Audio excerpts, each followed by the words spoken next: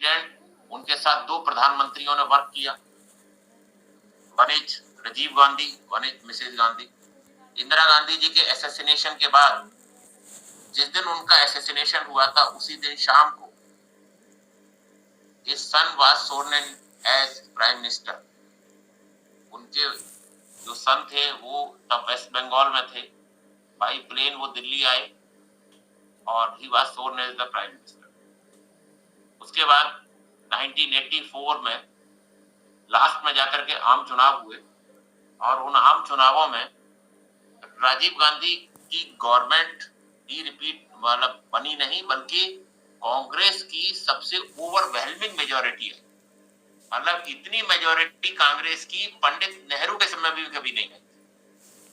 एक पूरी sympathy wave थी because of the sad assassination of the then prime minister. दुनिया में आतंकवाद के शिकार कई राष्ट्राध्यक्ष हुए हैं। उनमें हिंदुस्तान में जो पहली ये बड़ी दुखद घटना हुई, ये 31 अक्टूबर 1984 को हुई। खैर, यानी जैल सिंह के बारे में ये कहा जाता है कि बेसिकली वो होम मिनिस्टर थे, होम मिनिस्टर से सीधे प्रेसिडेंट बने थे।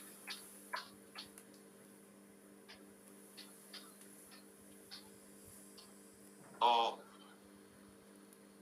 82 में इलेक्शन हुआ था, 82 से लेकर के और 87 तक he was the president of India. और वो जो डेट मैंने आपको बताई थी 25 जुलाई, क्योंकि डेथ हुई फरवरी में, इलेक्शन लेट हुआ, जुलाई में हुआ था, मुंह से जुलाई अगस्त निकल जाता है। And he assumed office on the 25 जुलाई। 25 जुलाई तब से लेके आज तक बिल्कुल फिक्स है। इस बीच में बीडी जत्ती, आप ऐसे समझिए इसे कि प्रेसिडेंट और वाइस प्रेसिडेंट का इलेक्शन आगे पीछे होता है, और क्योंकि प्रेसिडेंट की डेथ हो चुकी थी, इसलिए जो वाइस प्रेसिडेंट की डेथ नहीं हुई थी किसी की, तो वाइस प्रेसिडेंट का टेन्योर पूरा हुआ 5 साल। 2 प्रेसिडेंट अब तक जो हमने बताए हैं आपको कालक्रम, उसमें 2 प्रेसिडेंट की असामयिक मृत्यु हुई, लेकिन वाइस प्रेसिडेंट चूंकि अलाइव थे तो उनका टेन्योर पूरा हुआ। इसीलिए यहाँ अब जाकिर हुसैन साहब के बाद वाइस प्रेसिडेंट का टेन्योर बदल जाएगा प्रेसिडेंट टेन्योर से। तो गोपाल स्वरूप पाठक के बाद बीडी जत्ती, और बीडी जत्ती का जब टाइम पीरियड पूरा हो गया, तो बीडी जत्ती के टाइम पीरियड पूरा होने के बाद एम हिदायतुल्ला, मोहम्मद हिदायतुल्ला, जो कि चीफ जस्टिस के पद से रिटायर हुए थे, वो वाइस प्रेसिडेंट बने। और एम हिदायतुल्ला का जो वाइस प्रेसिडेंशियलशिप है वो जनता पार्टी गवर्नमेंट के दौरान की। एक्टिंग प्रेसिडेंट उन्हें 2 बार रहने का मौका मिला, एक बार एज चीफ जस्टिस और एक बार एज वाइस प्रेसिडेंट। तो आवाज आ रही है मेरी? क्लियर आ रही है, नहीं आ रही? Sir yes sir.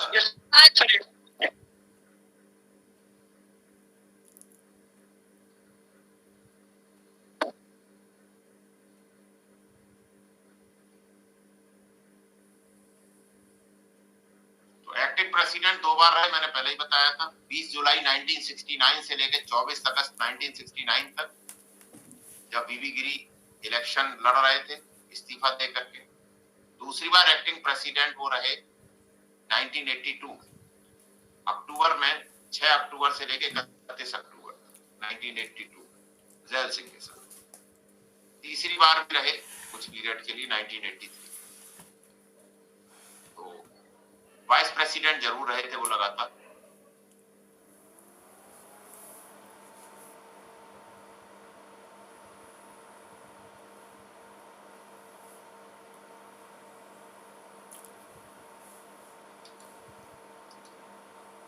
आवाज चली गई क्या? इसमें तो सिग्नल चलेगा। आप लोगों की स्क्रीन कैसे चली जाती है?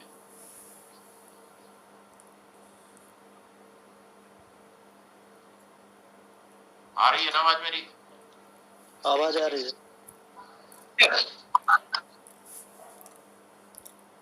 तो एम हिदायतुल्ला वाइस प्रेसिडेंट रहे। क्या प्रेसिडेंट्स की बात करें तो 82 से लेकर 87 तक यानी जैल सिंह के पीरियड में जो मेजर काम हुए हैं वो आपको जानना थोड़ा जरूरी है, क्योंकि बहुत ज्यादा पुराना मैटर नहीं है।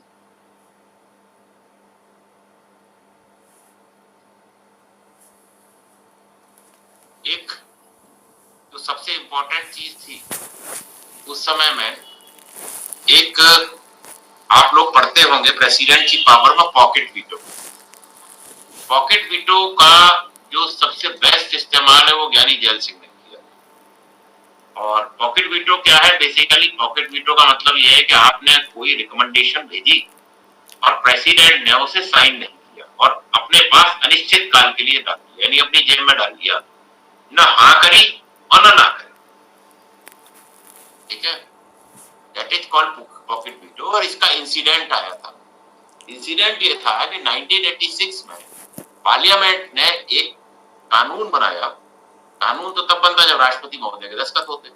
एक बिल था जिसे Indian post office amendment bill कहते हैं। ये जो बिल था भारतीय डाकघर संशोधन कानून, ये मूल रूप से दोनों हाउसेज ऑफ पार्लियामेंट ने पास कर दिया। मुझे अच्छे से याद है कि इस बिल के पास होते ही देश में एक तूफान सा आ गया। जब ये चर्चा हो रही थी तभी अखबारों में खूब आता था और लोग जन चर्चा का विषय बन गया। मैं क्लास 89, 88, 86 नाइन्थ वाइन्थ में होगा। मुझे अच्छे से याद है कि चौराहे चौराहे पे इसकी चर्चा हुआ करती थी और एक आम डिबेट, पान की दुकान पे हर जगह ये डिबेट होता था कि साहब ये जो हो रहा है ये ठीक नहीं हो रहा, सरकार को अभी अधिकार मिल जाएगा। उस जमाने में अंतर्देशीय पत्र चला करते थे, जैसे आज कोड होते हैं कि आपने अपनी फाइल कोडेड करके भेज दी मेरे पास, उसमें क्या लिख रहा आप जानते हो, मैं जानता हूँ। तो अंतर्देशीय पत्र चला करते थे, पोस्ट कार्ड चलते थे, वो तो कोई चलाता नहीं। उस पर तो जो आप मजमून लिखते हैं वो सबको दिखता है। अंतर्देशीय पत्र प्राय लोग पर्सनल डायरी, एक्सपीरियंसेस या कोई पर्सनल लेटर किसी को लिखना है तो वही खोलता था, उसमें घर में भी आ जाता था। उसमें आम लोगों ने उसका मतलब ये समझा कि सरकार अब आपके पत्र को खोल के देख सकती है, यानी कि एक तरह से निजता के अधिकार का उल्लंघन है। तो मैंने आपको क्या लिख के भेजा, आपने मुझे क्या लिख के भेजा, ये मैं जानते हैं और आप जानते हैं। दुनिया में ऐसे बहुत सारे संबंध होते हैं जिसमें जो 1 to 1 होते हैं, उसमें किसी तीसरे की झांकने या घुसने की गुंजाइश नहीं होती। तो लोगों ने कहा कि साहब ऐसे तो सरकार सब पढ़ लेगी। अब उसमें युवा भी कुछ जो है उसके विरोध में आ गए, उनके अपने इंटरेस्ट होंगे, बुजुर्गों के अपने इंटरेस्ट होंगे, तो एक जन चर्चा का विषय। I am the real witness of that thing. मैंने देखा चौराहे चौराहे पे यानी जैल सिंह और 8वें आर वेंकट। सर अगर राजेंद्र प्रसाद जी को 2 बार जोड़ेंगे तो ये 9वें नंबर का हो जाएगा। अरे बाबू, कहने और भले हो, आदमी तो एक ही है। जी सर। भैया पर्सन ये जोड़ा जाता है, ऐसे अगर जोड़ेंगे तो पंडित नेहरू तो 3 बार प्राइम मिनिस्टर रहे, तो उन्हें 1, 2, 3 गिर लेना, तो चौथे प्राइम मिनिस्टर बताना लाल बहादुर शास्त्री। क्या गजब ज्ञान है, जिसे कहते हैं अजब यूपीएससी की गजब कहानी। Lal Bahadur Shastri will be the 4th prime minister of India because Pandit Nehru remained for the 3 times. There was first Pandit Nehru, second Pandit Nehru, third Pandit Nehru. Indira Gandhi remained for the 3 times. First Indira Gandhi, second Indira Gandhi, third Indira Gandhi. ये कभी इस तरह से count नहीं होता है। ये तुमने कौन सी मंथन पढ़ ली है?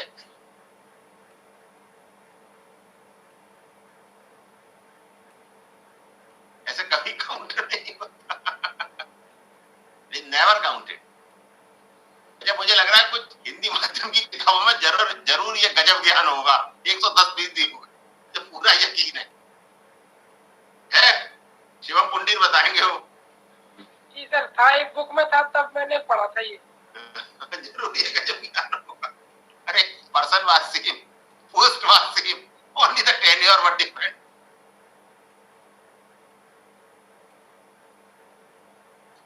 चलिए, तो 8वें हो गए आर वेंकटरमन। तो आर वेंकटरमन का मैंने आपको बता ही दिया एज ए प्रेसिडेंट, और as a president R Venkataraman के साथ 4 देश के प्रधानमंत्रियों ने काम किया, वीपी सिंह, चंद्रशेखर, पीवी नरसिम्हा राव और उससे पहले राजीव गांधी, 87 to 92। इस बीच में देश ने 89 का आम चुनाव देखा, फिर मुझे लग रहा है सन 91 में आम चुनाव हुआ ही था जिसमें राजीव गांधी जी की हत्या हो गई थी। तो 89 के आम चुनाव के बाद श्री वीपी सिंह भारत के प्रधानमंत्री बने, उनकी सरकार भी गिर गई, जनता दल की सरकार थी। जैसे जनता पार्टी की सरकार थी मोरारजी देसाई साहब की, उनकी गिरी। उसके बाद जैसे चरण सिंह साहब प्राइम मिनिस्टर बने, उसके बाद चंद्रशेखर साहब प्रधानमंत्री बने इधर, और उसके बाद आम चुनाव हुआ 91 में। मुझे अच्छे से याद है, मई 91 की बात, I was in class 12th। और उसके बाद पुनः कांग्रेस की गवर्नमेंट बनी, और देखिए ये वही पीरियड था जब देश में TN Seshan was the election commissioner. TN Seshan का नाम इलेक्शन कमिश्नर में सबसे अलग लिया जाता है। तो और कांग्रेस में जो प्राइम मिनिस्टर बने वो पीवी नरसिम्हा राव। इनका टेन्योर आर वेंकटरमन का 1992 में पूरा हुआ। मुझे याद आ रहा है इनकी 2009 या 10 में डेथ हो गई, 9 में डेथ हो गई।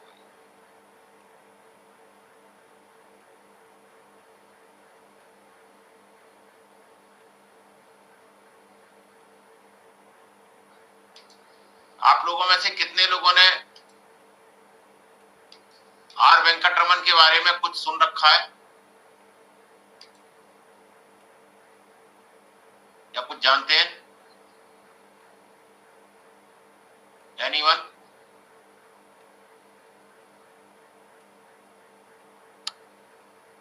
नहीं सर। कभी नाम सुना है?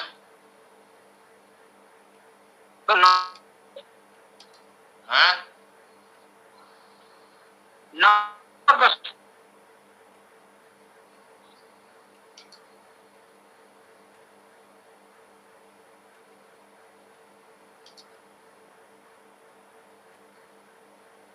आवाज नहीं मेरी? Yes sir.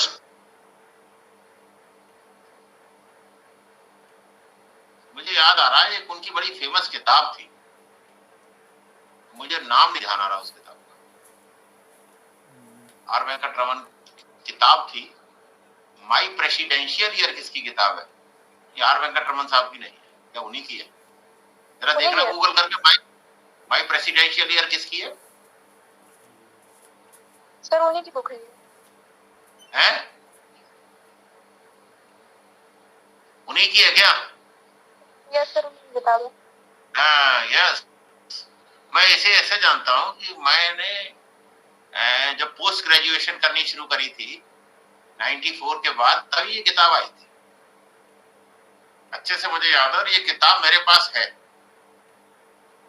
माई प्रेसिडेंशियल ईयर्स, ये उन्हीं की किताब है। तभी मैं सोच रहा था, मैंने कि क्या मैं आपको बताना भूल रहा हूँ। 94-95 के आसपास ये किताब आई थी, अंग्रेजी में ही थी ये किताब।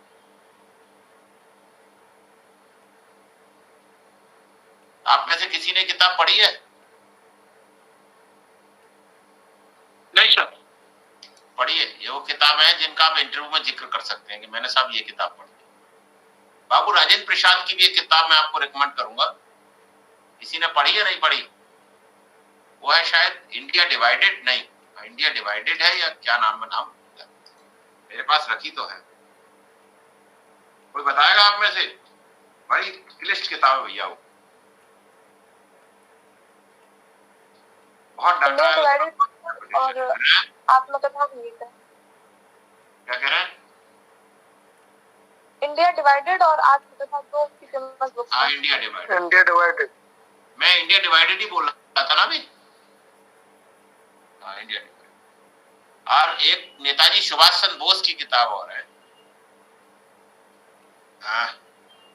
मेरे पास रखी है और मैंने पढ़ी भी है।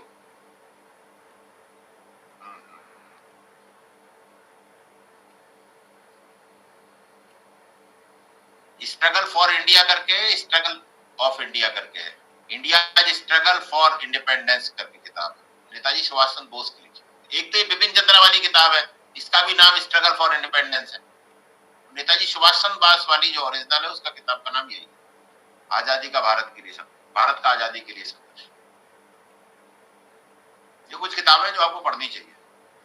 एक किताब और है जो सुब्रतो बोस ने लिखी है, his Majesty's opponent, Netaji Subhash Chandra Bose पर लिखी हुई किताब है।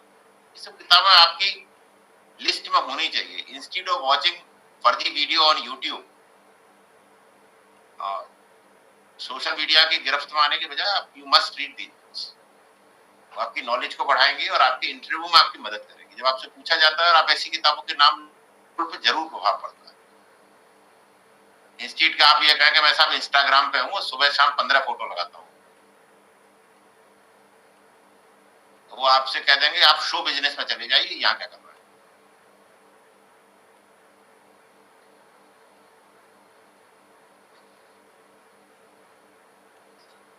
खैर, और इस ये जो प्रेसिडेंशियल इलेक्शन था, क्या नाम है, वेंकटरमन, वो presidential election was so much smooth.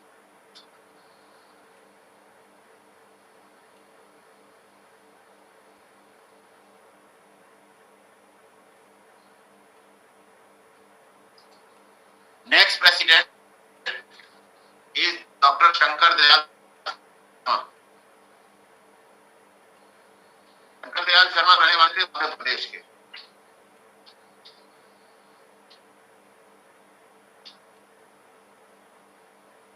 से कोई बता सकता है मध्य प्रदेश में कहां के रहने वाले थे?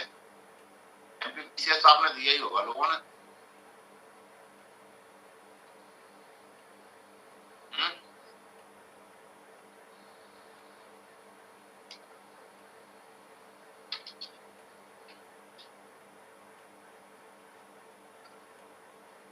नहीं है ध्यान?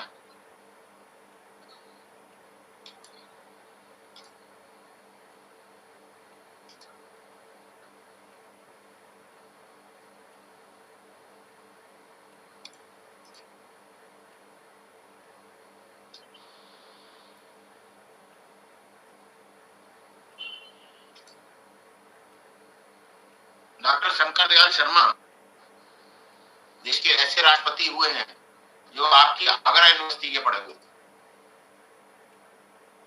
आगरा यूनिवर्सिटी बहुत पुरानी है, आगरा यूनिवर्सिटी के वो स्टूडेंट थे। एक बार अखबार में निकला, मुझे तभी का याद है, देश के 9वें राष्ट्रपति मूल रूप से भोपाल के रहने वाले थे।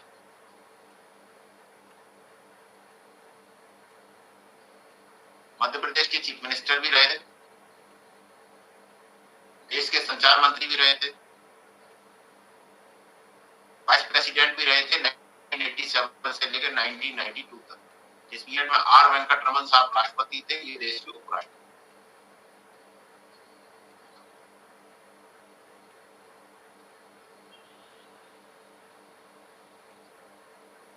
एज वाइस प्रेसिडेंट इनका जो चुनाव था वो यूनानिमस हुआ था, मतलब कि कोई कैंडिडेट अपोजिशन में नहीं था। हुआ ये कि कैंडिडेट तो बहुत सारे बचे थे, सब रिजेक्ट हो गए थे, किसी ने कोई कमी छोड़ दी थी, किसी ने कोई कमी। 1987 से लेकर 1992 तक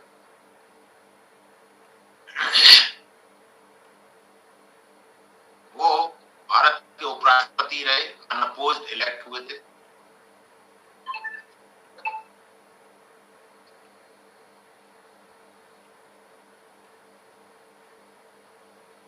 एज प्रेसिडेंट कांग्रेस पार्टी की नेचुरल चॉइस थे 1992 में।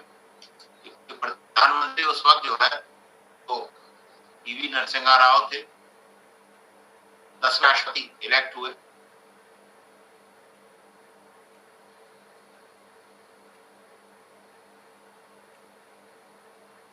मुझे अच्छे से याद आ रहा है, एक नॉर्थ ईस्ट के नेता थे जॉर्ज स्वेल, वो उपराष्ट्रपति पद के लिए विपक्ष के द्वारा किए गए थे।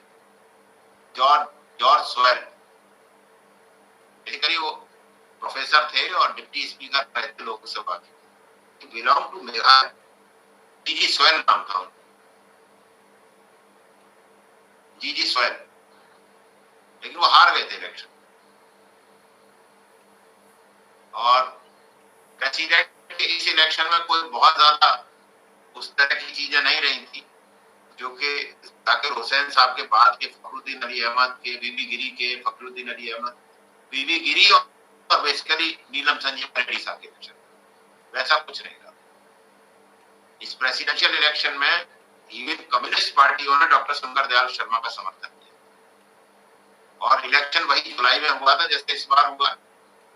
और लगभग मुझे याद है कि he got more than 75% of the vote.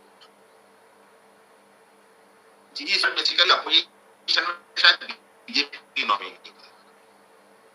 की नॉमिनी और राम जेठमलानी ये देश के बड़ा प्रमुख वकील हुआ करते थे, वो भी इस इलेक्शन को लड़े थे लेकिन हार गए।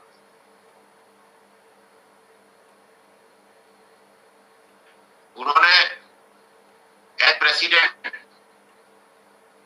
मेरे ख्याल से 3-4 लगभग प्राइम मिनिस्टर के साथ काम किया 92 to 97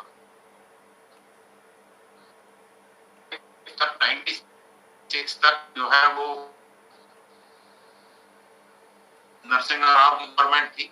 फिर 13 दिन की अटल बिहारी वाजपेयी की सरकार बनी थी, जिसे 13 दिन की सरकार कहा जाता है। मई में बनी थी, 16 मई, 16 और 13, 28 से 29 मई तक रही थी। 13 दिन की सरकार कही जाती है। वाजपेयी गवर्नमेंट बनी थी। फिर वाजपेयी जी के इस्तीफे के बाद वो वीडियो यूट्यूब पर अब भी होगा जिसमें वाजपेयी जी ने बहुत मार्मिक भाषण दिया था लोकसभा में और उसके बाद उन्होंने सिखा दिया। मैंने उस भाषण को लाइव सुना 96 में। और उसके बाद एचडी देवगौड़ा देश के प्रधानमंत्री बने और देवगौड़ा गवर्नमेंट रही 96 to 97। फिर देवगौड़ा साहब भाई के गुजराल कुमार गुजराल देश के प्राइम मिनिस्टर रहे। तो 4 prime minister worked with the Shankar Dayal Sharma.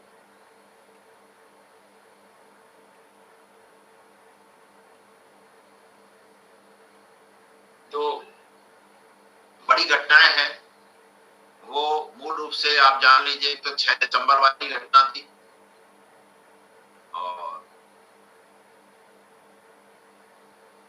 कुछ प्रेसिडेंशियल ऑर्डिनेंसेस थे।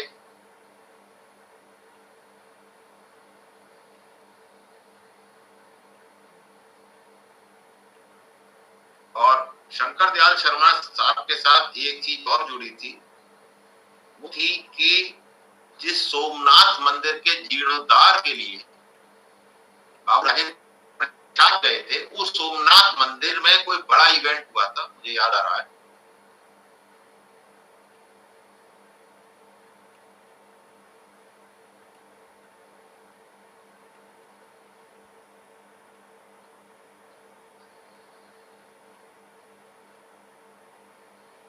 आवाज आ गई? जी सर, आ रही है। चला गया था, बीच में कनेक्शन लग रहा है।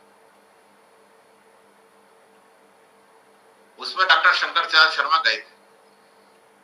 सोमनाथ मंदिर के बारे में अखबारों में खूब निकलता था।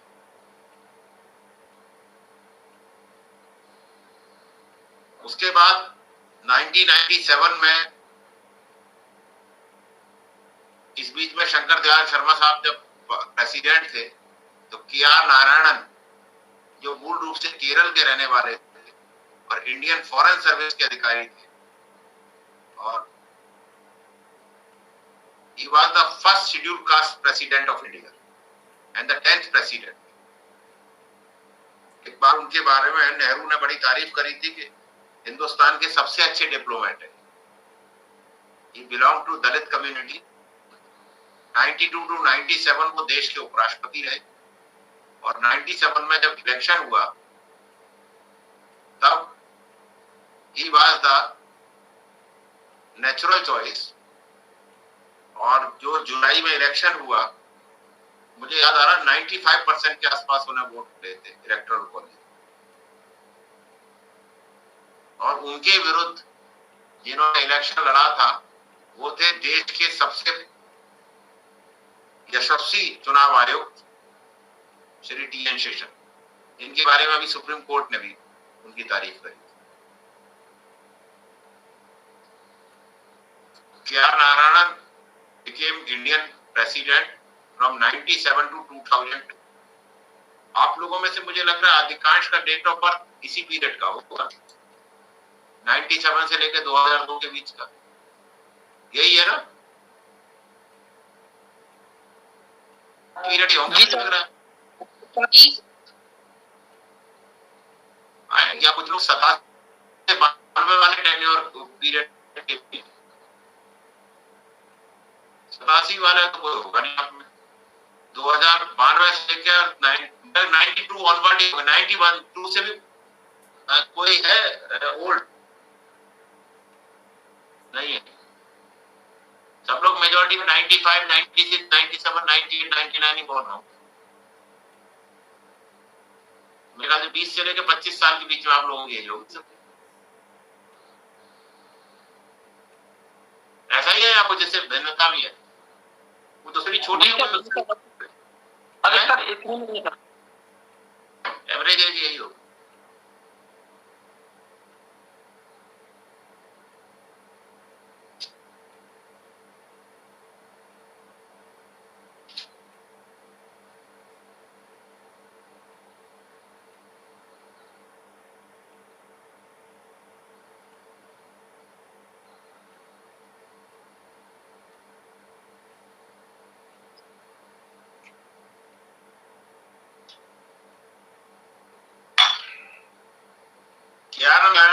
के समय में ही देश की 50वीं तो मनाई गई थी। 97 में तो 50 साल हुए थे 47 के बाद, और अब 75। इस बार जो अमृत हीरा किसे कहते हैं, और वो 50वीं को क्या कहते हैं?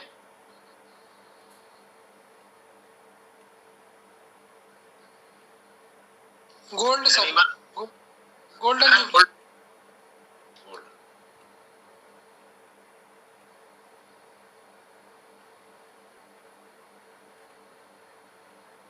बाकी लोग क्या, दो ही लोग मतलब ये चाहते हैं कि मैं पढ़ाऊं ही इसी चीज को।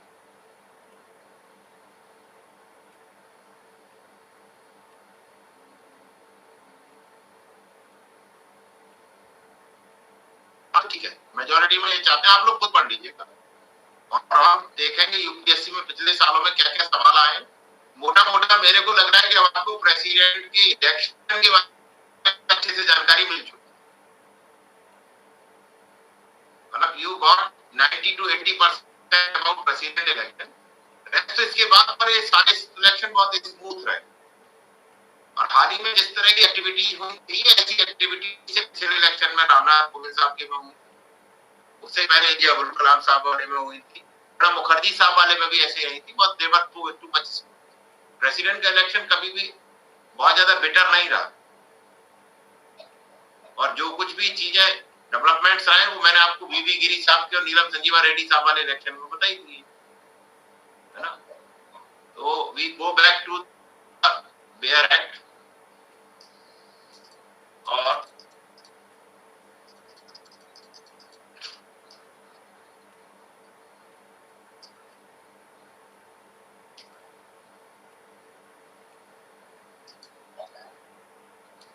इंस्टीट्यूशन ऑफ इंडिया बोल दीजिए।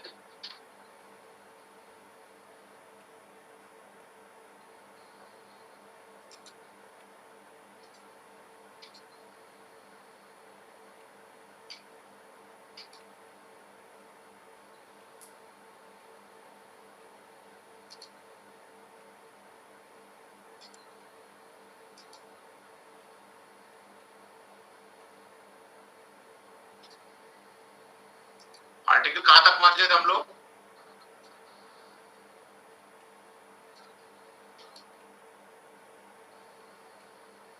फिफ्टी सिक्स तक सर, 56। मुझे एक चीज की जानकारी दे रहे हैं यस सर। कृपया करके कि भारत के राष्ट्रपति से संबंधित किस तरह के सवाल आए पिछले 5-10 सालों, 4-5 साल, कोई आइडिया है आपको?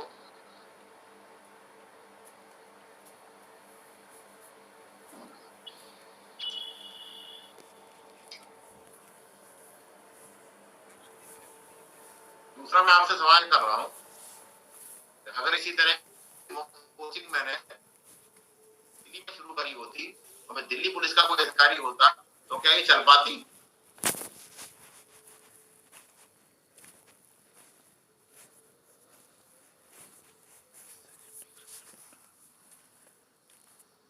दिल्ली में मुखर्जी नगर में कम से कम 5 लाख बच्चे होंगे,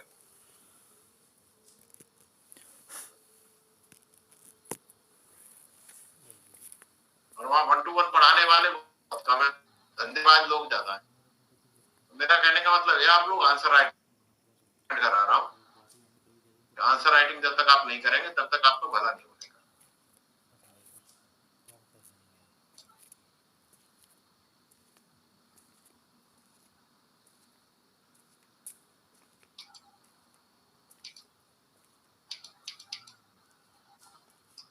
फिफ्टी 56 हो चुका था, 57 एलिजिबिलिटी फॉर री इलेक्शन, इसमें लिखा हुआ है पर्सन हु होल्ड्स और who has held the office of president and subject to other provision of the constitution be eligible. लिख रहा है जो व्यक्ति भारत का राष्ट्रपति रह चुका है वह व्यक्ति एलिजिबल होगा दोबारा इलेक्ट होने की। एलिजिबिलिटी के बारे में कहा गया दोबारा इलेक्ट होने की एलिजिबल होगा, कोई रोक नहीं लगाई। क्वालिफिकेशन क्या है? भारत के नागरिक हो, is a citizen of India. अब सवाल यह है कि क्या citizen of India by birth होना चाहिए या बाई नेचुरलाइजेशन होना चाहिए या सारी सिटीजनशिप इसमें शामिल है?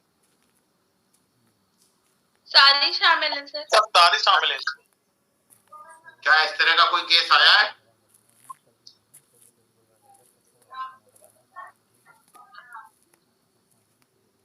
बताएं। Anyone has the knowledge? No idea sir. क्या प्रेसिडेंट का इलेक्शन मात्र इन्हीं जो संविधान में आर्टिकल लिखे हैं या इसी से होता है या कुछ और भी है उसके लिए सिस्टम?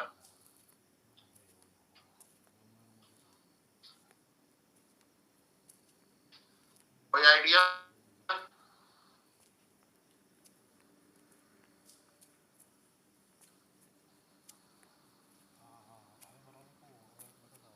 भारत के राष्ट्रपति के चुनाव के लिए कोई कानून भी है इसके अलावा क्या?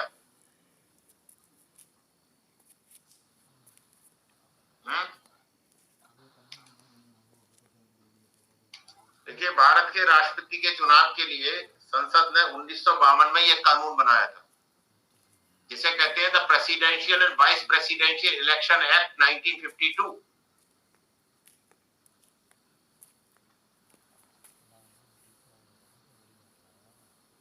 इसमें पूरी प्रक्रिया वर्णित है जिसके आधार पर के राष्ट्रपति का चुनाव संपन्न कराया जाता है। संविधान में तो बहुत छोटी लिखा हुआ है, मेन राष्ट्रपति के चुनाव में कौन रिटर्निंग अफसर होगा, कैसे वोट डाले जाएंगे, कैसे सारी कार्रवाई संपादित कराई जाएगी, वह सब इसी एक्ट में लिखा हुआ है। जैसे आप जो वोट देते हैं वो कहाँ लिखा हुआ है? Representation of people act.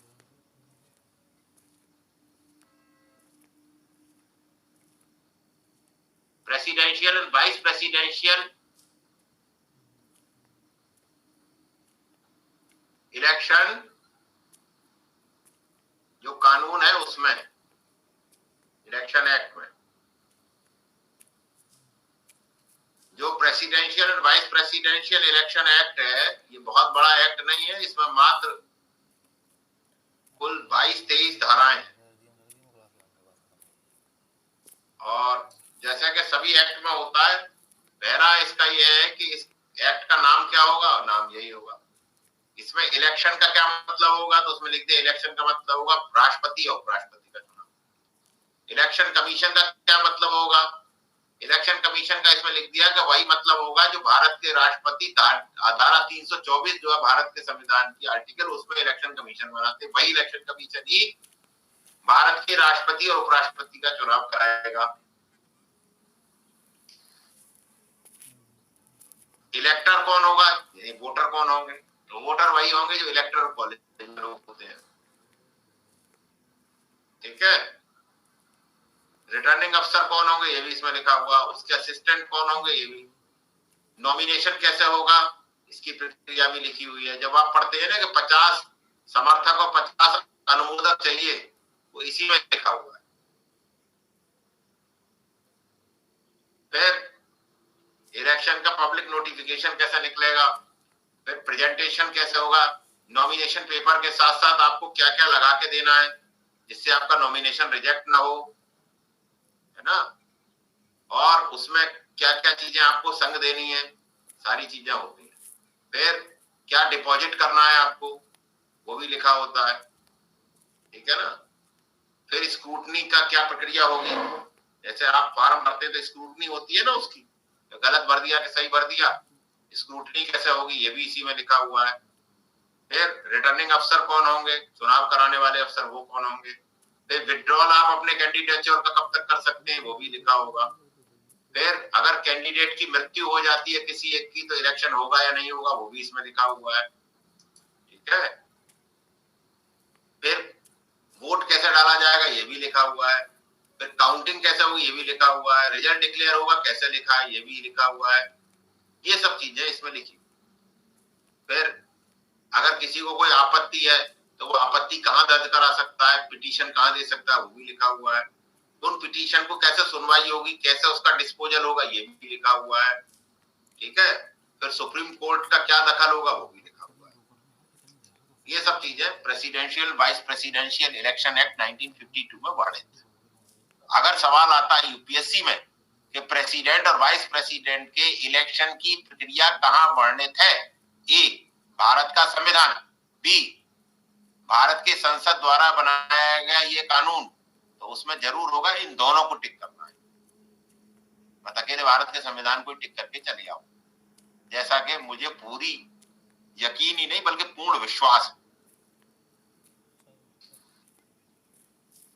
मतलब शक ही नहीं बल्कि पूर्ण विश्वास है।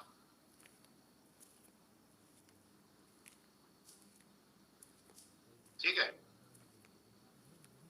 और जब कभी भी आए यूपी पीसीएस में इस तरह का सवाल, मेंस में, यूपीएससी में तो मुझे उम्मीद कम है कि भारत के राष्ट्रपति की चुनाव प्रक्रिया का वर्णन करिए, तो वो जो सिंपल फार्मूला है उसे एग्जाम्पल समेत जैसे मैंने समझाया था उसे फिट करिएगा, इसका भी जिक्र कर दीजिएगा मोटा, तो आपका आंसर अन्य आंसर से भिन्न हो जाएगा and you will get additional marks. वो टीचर समझ जाता है आपने 10-12 उत्तर लिखने, 15-20 उनमें 3-4 उत्तर वो देख लेता है कि इसकी क्वालिटी सबसे अलग है, तो वो सब में औरों में जिनमें नहीं भी लिखा है उत्तर में उनमें भी आंसरिंग आपकी मार्किंग अच्छी होती है आंसर। और आपने वही 2M दर्जे का और घटिया दर्जे का अप्पा नीट और पीला ईट उसमें लगा दी तो कहते तो बिल्कुल बेकार है, कुछ नहीं, बिलो एवरेज स्टूडेंट है, एवरेज स्टूडेंट, एवरेज मार्किंग हो जाएगी। चलिए आगे चलते हैं। क्वालिफिकेशन सिटीजन 35 ईयर और लोकसभा का सदस्य बनने की योग्यता रखता है। तो इसका मतलब ये है कि कोई व्यक्ति अगर लोकसभा का सदस्य रखने की योग्यता रखता है तो उसमें 2 गुण होने चाहिए। पहला गुण क्या है कि भारत के राष्ट्रपति के साथ साथ भारत में एमपी बनने की जो योग्यता, लोकसभा के एमपी बनने की योग्यता जो संविधान में लिखित है वो सब इसमें शामिल होगी। दूसरी जो रिप्रेजेंटेशन ऑफ पीपल एक्ट में वर्णित है, जो योग्यताएं या निर्योग्यताएं वर्णित है वो भी इसमें शामिल होगी, एमपी वाली भी इसमें लागू होगी।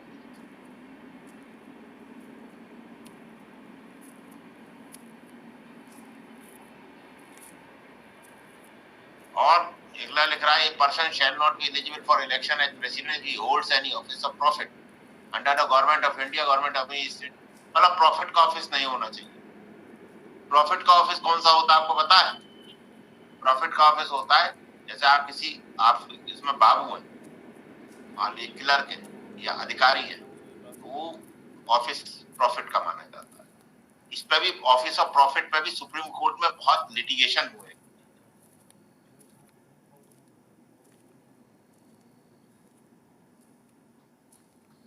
आवाज आ रही है, चली गई? आ रही है सर। ऑफिस ऑफ प्रॉफिट पे भी बड़े लिटिगेशन हुए, मुझे अच्छे से याद आ रहा है। ये भी चुनौती दी गई है कि साहब ये जो कैबिनेट मिनिस्टर हैं, ये जो है वो लोक सेवक तो है, लेकिन क्या ये ऑफिस ऑफ प्रॉफिट माना जाएगा या नहीं?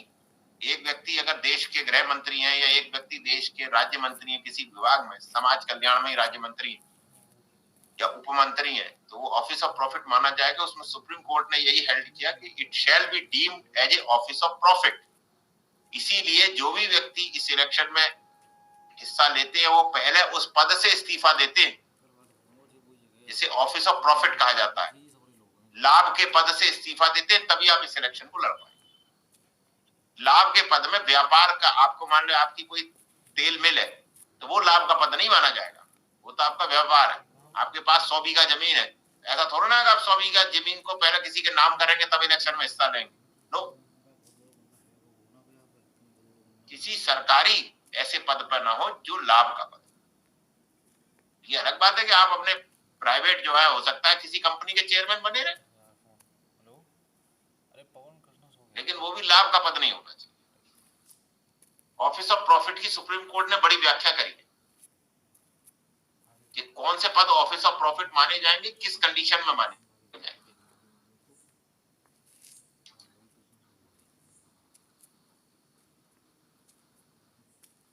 Government of any state under local government, मतलब सरकार के अधीन ना हो। सरकार के अधीन का मोटा मोटा मतलब ये है कि टैक्स पेयर के पैसे से ना ले रहा हो कोई लाभ। अगला है 59, condition of the president office.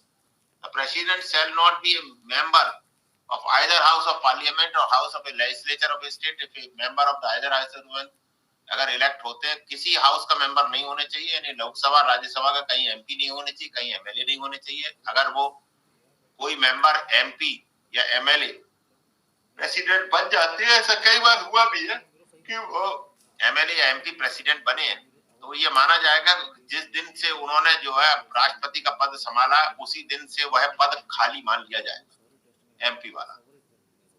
ठीक है। इसके अलावा दूसरी रेस्ट्रिक्शन ये लगा दी कि भाई वो कोई लाभ का पद नहीं संभाले। तीसरी ये है कि उन्हें क्या क्या अवेलेबल होगा भाई कि उन्हें कोई बिना किराया दिए ऑफिशियल रेजिडेंस और बहुत सारे भत्ते सुविधाएं दी जाएंगी। ठीक है ना। और वो सब भत्ते और सुविधाएं कहाँ लिख दी गई है? सेकंड शेड्यूल में। जैसे मैं बताऊं आपको कि प्रेसिडेंट के पास एक तो राष्ट्रपति भवन है दिल्ली में, एक हैदराबाद में प्रेसिडेंट का दक्षिण भारत में विजिट होता है जाड़ों में, दिसंबर और जनवरी में प्रेसिडेंट हैदराबाद में रहते हैं, जिसे राष्ट्रपति निलयम कहा जाता है। अभी आप देखिए प्रेसिडेंट जाएंगे 2 महीने के लिए, 1.5 या 2 महीने के लिए, इतना मुझे आइडिया नहीं है। ऐसी शिमला में है एक। बेसिकली जो प्रेसिडेंट हाउस है वो एक जमाने में वायसराय के लिए बनाया गया था। एडवर्ड लुटियंस ने उसे इंडियन वायसराय के रहने के लिए डिजाइन किया गया। एक चीज और बता दूं, देश में एक ऐसे राष्ट्रपति भी हुए हैं जिन्होंने ये कहा कि इतने बड़े हाउस की जरूरत नहीं है मैं तो एक 3, 4, 5 कमरे के मकान में रह लूंगा, मुझे इतने बड़े हाउस की जरूरत नहीं है।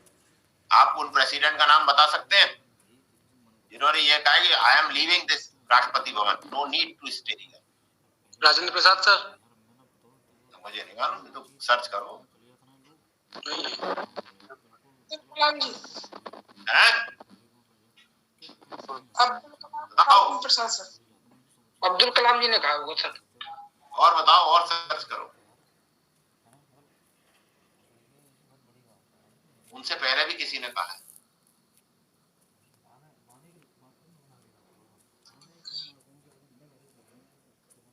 शुरुआत में कहा है सर, या तो पहले वाले या दूसरे वालों ने, उसके बाद नहीं है। अरे उसके बाद हुई है। चलिए, article 60, oath and affirmation by the president, वही शपथ लेना।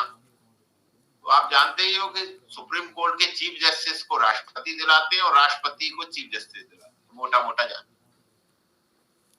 चीफ जस्टिस जब शपथ लेंगे तो राष्ट्रपति दिलाएंगे सुप्रीम कोर्ट के चीफ जस्टिस को, और जब राष्ट्रपति शपथ लेंगे तो चीफ जस्टिस होगा सुप्रीम कोर्ट की शपथ दिलाएंगे। इस बार जो भारत की राष्ट्रपति बनी है उनको शपथ किसने दिलाई है? जस्टिस यूयू ललित ने। जुलाई में कौन नहीं सी sir, N V. Ramana. N V. Ramana. Yes, yes.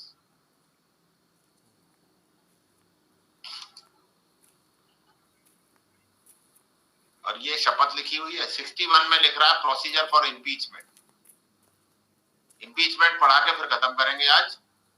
62 तक पढ़ा देते हैं, राष्ट्रपति कंप्लीट होते हैं।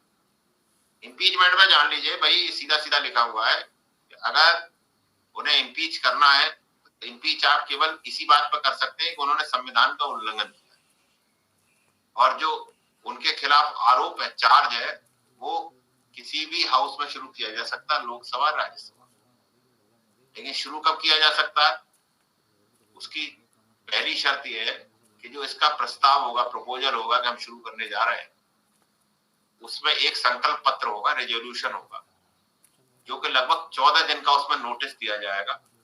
और नोटिस देने में यह होगा कि लगभग 1/4, बल्कि लगभग क्या 100%, 1/4 से ज्यादा जो उस हाउस की मेंबरशिप है, मान लीजिए कि लोकसभा की है तो 545 सॉरी, और 500, और इधर जो है राज्यसभा की जो 250 है, इसके 1/4 लोग किसी भी हाउस में जिसमें आप शुरू कर रहे हैं, और 250 का 1/4 जितना बैठा और उसका 545 का जितना 1/4 बैठा, वो आप जो है कितने लोग 1/4 मेंबर जो है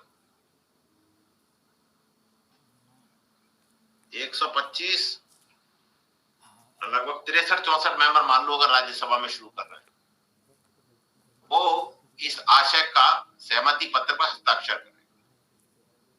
ठीक है?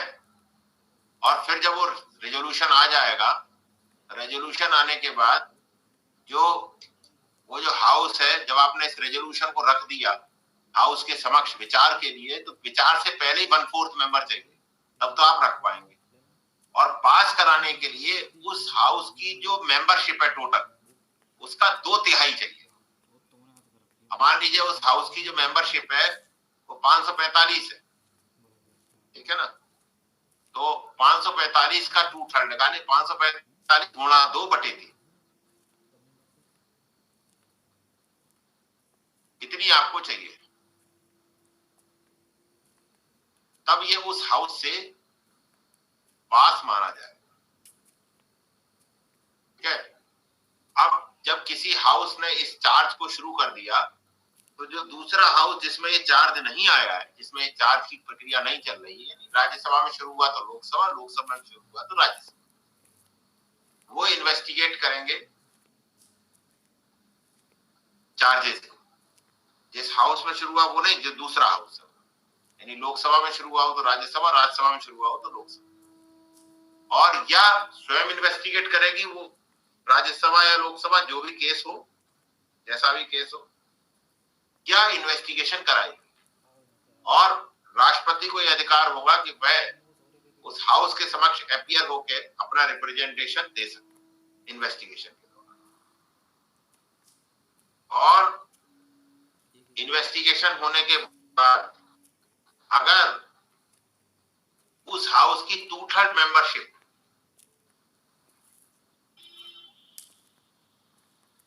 जो है वो ये पाती है और ये समझती है और ये पास करती है कि जो चार्जेस प्रेसिडेंट के खिलाफ लगे गए थे वो सस्टेन करते हैं, यानी कि वो स्टैंड करते हैं, यानी कि वो सही है, तब उसके बाद ये 2/3 मेजोरिटी से जो रेजोल्यूशन पास होगा की गई है।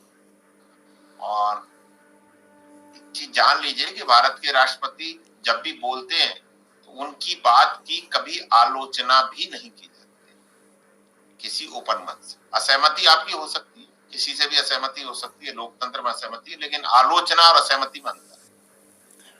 असहमति जो है वो प्राय ऐसा कभी किसी राजनीतिक पार्टी ने भी इस लोकतंत्र में नहीं किया है कि राष्ट्रपति की किसी बात को, और आप देखिए 2 या 3 ऐसे अवसर आते हैं, 26 जनवरी पर भी ऐसा अवसर आता है, 26 जनवरी की इवनिंग पर प्रेसिडेंट राष्ट्र को संबोधित करते हैं, 15 अगस्त में प्रधानमंत्री संबोधित करते हैं लाल किले की प्राचीर से, 26 जनवरी को प्रधानमंत्री करते हैं वहां से राजपथ पे जो परेड होती है।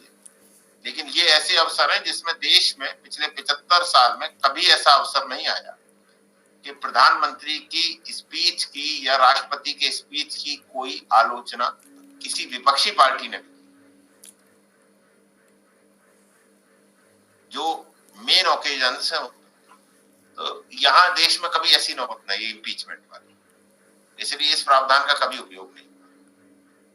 Time of holding election to fill the vacancy of the president in term of office elected to fill vacancy. 62 में लिख रहा है कि इलेक्शन जो है प्रेसिडेंट की अगर वैकेंसी हो जाती है तो उनके जो इलेक्शन है नेक्स्ट प्रेसिडेंट का, वो उनका कार्यकाल समाप्त होने से पहले ही कर लिया जाए, और ऐसा ही होता है, कार्यकाल समाप्त होने से पहले ही इलेक्शन हो जाता है।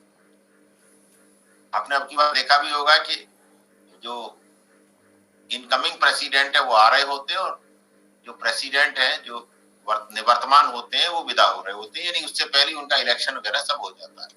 ये आर्टिकल 62 में लिखा हुआ है। आगे लिख रहा है election to fill the vacancy in the office of president occurring by reason of death, resignation, removal.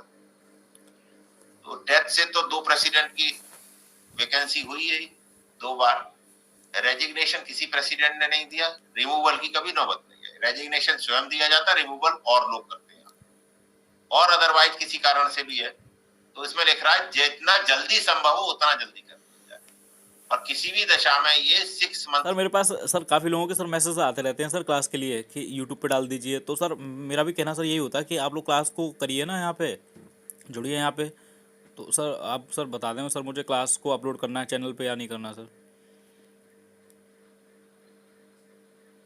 भैया पहले मुझे जो अभी क्लास करी थी रिकॉर्ड उसे पर्सनली भेज दो, कोई प्रोसेस हो गई या नहीं हुई अभी?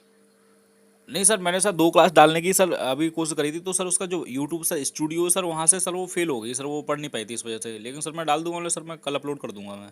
तो सर पहले सर आपको डाल दूंगा सर क्लास को, तो आप सर एक बार देख लेना उसे। डाल दो, मैं देख लूंगा। जी सर, जी सर।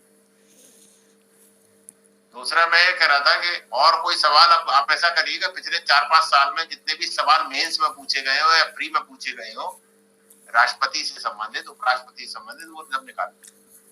कल हम भारत के अभी हमने 4 दिन में कर पाए ना, राष्ट्रपति हमने 4 ही दिन रखे थे, शायद 4 चौथा ही दिन है आज। We have completed the president, और कल वाइस प्रेसिडेंट